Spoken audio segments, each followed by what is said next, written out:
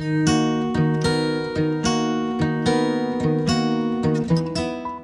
Friends, welcome to today சமையல்.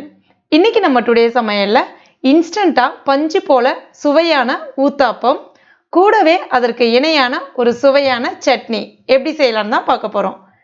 இது வீட்டில் தோசை மாவு இட்லி மாவு இல்லாத சமயங்களில் இன்ஸ்டண்ட்டாக செய்து அசத்தலாம். எல்லாருமே விரும்பி சாப்பிடுவாங்க, அவ்வளோ சுவையாக இருக்கும். இதை இப்போ நம்ம எப்படி செய்யறதுன்னு பார்க்கலாம். இது செய்யறதுக்கு முதல்ல ஒரு பவுலில் 1 கப் அளவுக்கு ரவை சேர்த்துக்கலாம். ரவை நான் இன்றைக்கி வறுக்காத ரவை தான் பயன்படுத்தியிருக்கேன். வறுத்த ரவை வறுக்காத ரவை எது வேணாலும் பயன்படுத்திக்கலாம். அதே மாதிரி எந்த கப் எடுக்கிறீங்களோ அந்த கப்பால் அடுத்தடுத்த அளவுகள் அளந்துங்க, சரியாக இருக்கும். அடுத்ததாக 1/4 கப் அவல். அவல் தட்டவல், சிவப்பு அவல், பூ அவல் எது வேணாலும் நீங்கள் பயன்படுத்திக்கலாம். அடுத்ததாக 1/2 கப் அளவுக்கு தயிர். தயிர் கொஞ்சம் புளிச்ச தயிராக இருந்தால் நல்லா உங்களுக்கு அந்த ஊத்தாப்பம் நல்ல சாஃப்டாக சூப்பராக பஞ்சு போல் வரும். கூடவே கொஞ்சமாக உப்பு சேர்த்துட்டு ஒரு 1/2 கப் அளவுக்கு தண்ணி சேர்த்துட்டு ஒரு முறை எல்லாத்தையும் நல்லா இந்த மாதிரி கலந்து விட்டுக்குங்க. இப்போ இதை ஒரு 5லேருந்து 10 நிமிஷம் மட்டும் அப்படியே மூடி வச்சிடலாம், இருக்கட்டும். அதுக்குள்ளே நம்ம சட்னி ரெடி பண்ணிடலாம்.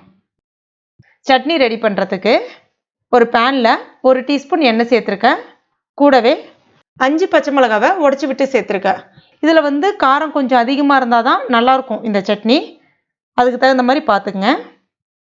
இப்போ இந்த பச்சை மிளகாவை 1 நிமிஷத்துக்கு மட்டும் இந்த மாதிரி வதக்கி விட்டுக்கலாம். இது அப்படியே இருக்கட்டும், ஆறட்டும். அடுத்ததாக ஒரு மிக்சி ஜாரில் 3 டேபிள் ஸ்பூன் அளவுக்கு வறுத்த வேர்க்கடலை தோல் நீக்கிட்டு எடுத்துருக்கேன், சேர்த்துக்கலாம். அதே 3 டேபிள் ஸ்பூன் அளவுக்கு தேங்காய் சின்ன சின்ன பல்லாக கட் பண்ணி எடுத்துருக்கேன். கூடவே அந்த வதக்கின பச்சை மிளகாய், 2 டேபிள் ஸ்பூன் பொட்டுக்கடலை, ஒரு சின்ன துண்டு புளி, 2 பல்லு பூண்டு தோல் உரிச்சிட்டு சேர்த்துக்கலாம். கடைசியாக தேவையான அளவுக்கு உப்பு சேர்த்துட்டு தேவைப்படும் போது தண்ணி சேர்த்து நல்லா நைஸாக இந்த மாதிரி அரைச்சி எடுத்துக்கங்க. இப்போ இதற்கு ஒரு தாளிப்பு ஒன்று கொடுத்துடலாம். தாளிக்கிறதுக்கு நான் இன்றைக்கி 1 டீஸ்பூன் எண்ணெயில் 1 டீஸ்பூன் கடுகு, 1 டீஸ்பூன் உளுந்து பருப்பு சேர்த்துட்டு பொரிஞ்சு வந்த பிறகு கருவேப்பிலைகள் சேர்த்துட்டு அதை இப்போ தாளிச்சிடலாம். கொஞ்சமாக தண்ணி சேர்த்துங்க, ரொம்ப திக்காக இருந்தால் நல்லா இருக்காது இந்த சட்னி. அவ்வளோதான், சூப்பராக சட்னி ரெடி ஆகிடுச்சு. இது ரொம்ப ரொம்ப டேஸ்ட்டாக இருக்கும் அந்த சட்னி. இது அப்படியே இருக்கட்டும். இப்போ நம்ம மாவை பார்த்துடலாம். ஒரு 10 நிமிஷம் ஆகிடுச்சு, நல்ல கெட்டியாக இருக்குது. இப்போ இதை மிக்சியில் சேர்த்துட்டு தேவையான அளவுக்கு தண்ணி சேர்த்து நல்லா நைஸாக இந்த மாதிரி அரைச்சி எடுத்துக்கலாம். ரொம்ப நைஸாக அரைச்சிடாதீங்க, ஜஸ்ட் ஒரு 2 பல்ஸ் விட்டாலே போதும். இப்போ இதை ஒரு பவுலில் சேர்த்துக்கலாம். இப்போ இதில் மறுபடியும் அந்த மிக்சியில் கொஞ்சமாக தண்ணி சேர்த்துட்டு கரைச்சிக்கங்க.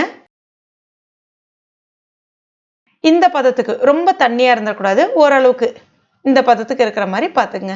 அடுத்ததாக ஒரு பவுலில் பொடிசாக கட் பண்ண வெங்காயம் 1, பொடிசாக கட் பண்ண கேரட் பாதி, கொஞ்சமாக இஞ்சி, கொஞ்சமாக பச்சை மிளகாய். உங்களுக்கு இஞ்சி சேர்க்க விருப்பம் இல்லைன்னா நீங்கள் ஸ்கிப் பண்ணிக்கலாம். பச்சை மிளகாய் சேர்க்க விருப்பம் இல்லைன்னா நீங்கள் இட்லி பொடி கூட பயன்படுத்திக்கலாம். ஆனால் இட்லி பொடி இதில் சேர்க்காதீங்க. அந்த ஊத்தாப்பம் ஊற்றின பிறகு மேலே லைட்டாக அடைப்பூ போல் தூவி விட்டுக்குங்க.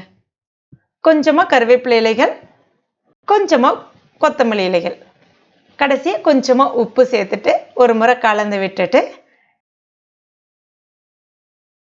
இந்த மாதிரி எடுத்துக்கணும். இது அப்படியே இருக்கட்டும். அடுத்ததாக தோசைகள் நல்லா சூடாக இருக்குது. ஜஸ்ட் ஒரு 1லேருந்து ஒரு 1.5 கரண்டி அளவுக்கு மாவு மட்டும் சேர்த்துட்டு லைட்டாக ஸ்ப்ரெட் பண்ணிவிட்டு, ரொம்பலாம் அப்படியே மெலிசாலாம் தேய்க்காதீங்க, லைட்டாக ஸ்ப்ரெட் பண்ணிவிட்டு கொஞ்சமாக நம்ம ரெடி பண்ணி வச்சிருந்தால அந்த காய் அப்படியே மேலே அப்படியே தூவிட்டு கொஞ்சமாக எண்ணெய் விட்டுட்டு மூடி வச்சிட வேண்டியதுதான். ஸ்டவ்வை மீடியம் ஃப்ளேமில் வச்சுக்கோங்க. கொஞ்ச நேரத்தில் இந்த மாதிரி வரும், திருப்பி போட்டுங்க. ரொம்ப நேரம் விட்டுறாதீங்க, வெங்காயம் கருகி போயிடும். உடனே எடுத்துருங்க. பாருங்கள், நல்ல மேலே அப்படியே ஓட்டை ஓட்டையாக அழகாக இருக்குது பாருங்கள். இதில் நம்ம அவல் சேர்த்துருக்கோம், அந்த புளிச்ச தயிர் சேர்த்துருக்கோம்ல, அதுதான் அழகாக அந்த பஞ்சு போல் அந்த சாஃப்டை கொடுக்கறது. இந்த மாதிரி நல்ல ஹோல்ஸ் வர்றது. சூப்பராக ரெடி ஆகிடுச்சு. அவ்வளோதான், நம்மளுடைய இன்ஸ்டண்ட்டான ஊத்தாப்பம் பஞ்சு போல் ரெடி ஆகிடுக்கு. கூடவே அந்த சட்னி தொட்டு சாப்பிட்டீங்கன்னா நல்ல சூப்பராக அருமையாக இருக்கும். இன்ஸ்டண்ட்டாக வேலையும் முடிஞ்சிடும். கண்டிப்பாக ட்ரை பண்ணி பாருங்கள். ட்ரை பண்ணி பார்த்துட்டு மறக்காமல் எனக்கு கமெண்ட் பண்ணுங்கள். இந்த வீடியோ உங்களுக்கு பிடிச்சிருக்கும் நம்புறேன்.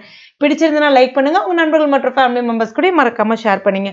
மேலும் இது போன்ற டேஸ்டி ரெசிபிகளுக்கு நம்ம டுடே சமையல் இது வரைக்கும் நீங்கள் சப்ஸ்கிரைப் பண்ணலைன்னா உடனே சப்ஸ்கிரைப் பண்ணிங்க. கூடவே மறக்காமல் அந்த பெல் நோட்டிஃபிகேஷன் சிம்பிளையும் ப்ரெஸ் பண்ணிங்க. தேங்க்யூ.